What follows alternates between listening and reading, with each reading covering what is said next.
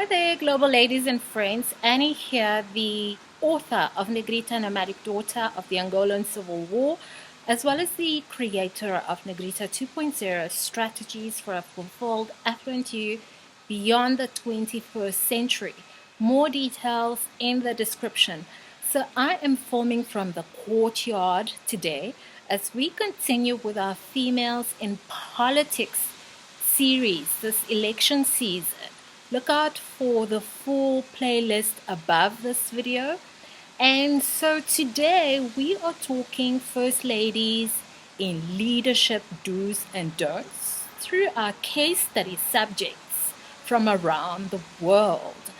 And there is just so much to explore, but I have narrowed it down to about 10 key fundamentals, which should be helpful in case you aspire for this role or seek to grow in this world. Because as a global lady, you are about world domination.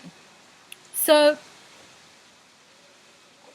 let me just take a moment to say that my beverage choice today couldn't be more fitting because I am about to spill some tea.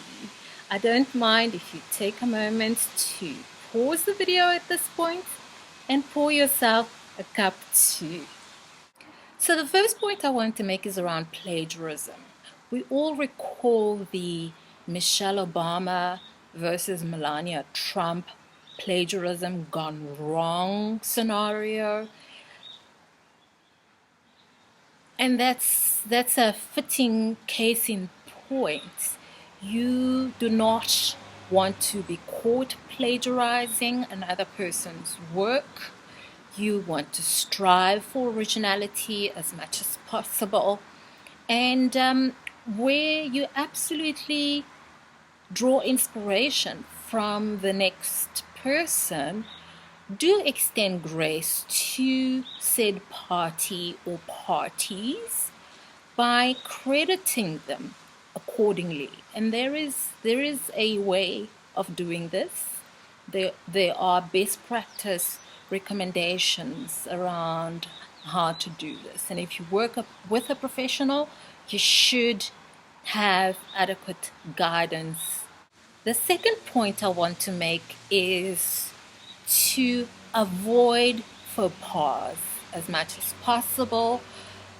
And here my message is that you should source professional help to avoid those embarrassing faux pas. Politics of how you got into office aside, it is absolutely okay to admit that you do not know everything, and you should proceed to hire specialist staff, such as a speechwriter, a style, image, or PR consultant. These are all extended self-expression cues, so you need to be strategic about the sort of message you communicate. And I mean, global ladies and friends, some of these people are more like discombobulated, convoluted caricatures than First Lady material. I mean, what would you say, global ladies and friends? Who would you say takes the prize for the biggest faux pas in the history of First Ladies? Let me know below this video. So the third point I want to make is around dialogue etiquette. And in dialogue, you certainly want to strive to never speak over another person. I see this a lot with women in the US, such as former First Lady Hillary Clinton, and even Michelle Obama. Michelle Obama has been caught on camera a couple of times speaking over the president, Barack Obama, or rather former President Barack Obama. So I understand that sometimes we get caught up in the moment when addressing matters that are specifically close to our hearts. But it's important to just be mindful about how we carry ourselves, especially on camera. And again, even mentors need to self-reflect and evolve in more ways than one, but first you need to acknowledge that there's an issue. My fourth point is around perceptions. Do manage perceptions. Avoid being viewed as someone who's bigoted with a narrow world view. You might want to maybe look at some of the conservative media narratives as an information source for what you do not want to sound like. What you should do is always do your own research. You should read up on other cultures. You should seek to understand about alternative views and some of the logic that informs those views. Bear in mind that there are many civilizations in the world excluded from the mainstream media because often and mainstream media is also often constructed narratives, which do carry biases. So it's incumbent upon you to make sure that you are well informed, make sure that you conduct your own research, and then apply your own discernment, apply your own critical thinking skills, and be judged on that basis. And my fifth point is strive to make the world a little bit better than the way you found it. So instead of an overemphasis on lining your pocket, pick a cause that actually makes the world better and make it impactful. Ana Paula dos Santos, for example, is among the world's longest-serving first ladies. Aside from self-enrichment and protecting it at all costs, what can she truly say she has to show for it?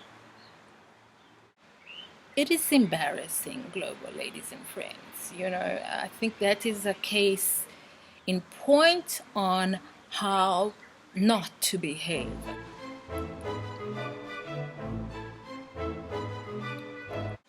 I feel that to whom much is given, much is expected.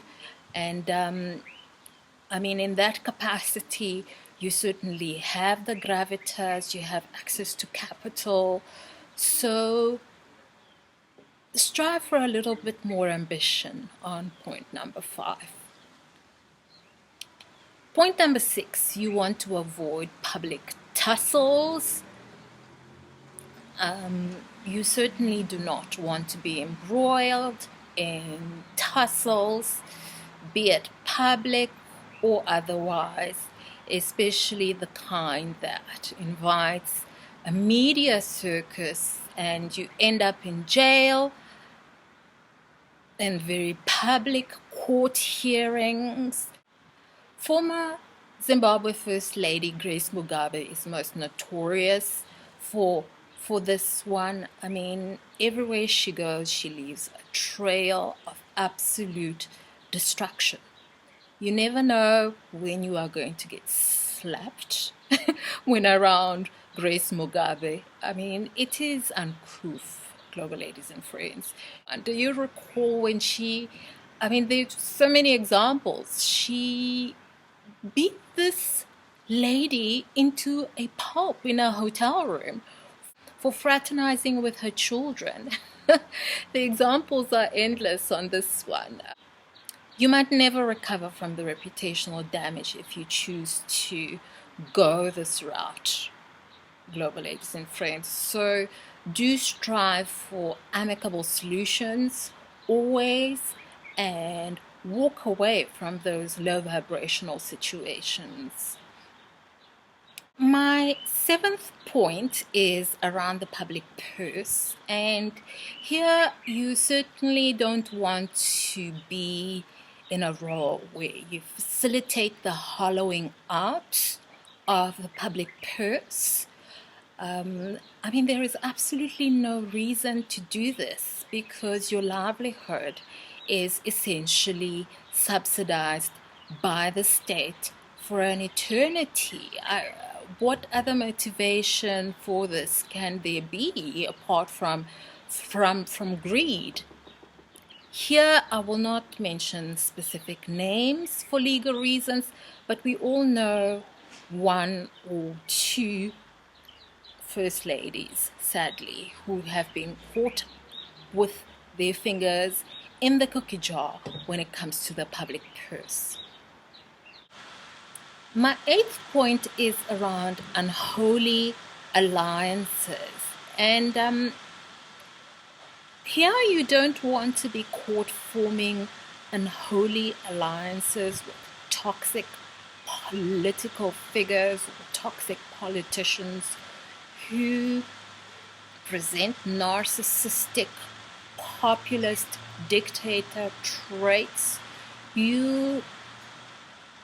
Because this always has a way of coming back to you, and you find yourself on the receiving end at some point or another. My ninth point is around your personal brand. Here you want to be deliberate about cultivating your personal brand beyond your tenure or marriage. So do play the long game, global ladies and friends. My 10th point is around mentorship. I cannot overemphasize the importance of providing mentorship for future generations. So if you find yourself in this role, do ask yourself, how many did you elevate on your way up? And then consider paying it forward, because I promise you that cycle will continue. I would love to get your contribution to this topic in the comment section. You can also inbox me. Remember to like and share the video. Also subscribe to receive notifications about future series updates. Also tune into my IGTV conversation with Women in Leadership nominee Mpumi about purpose alignment strategy, and this is taking place on November 15th at 6 p.m. Central Africa time. Until then, I'll see you on the next one. Bye for now.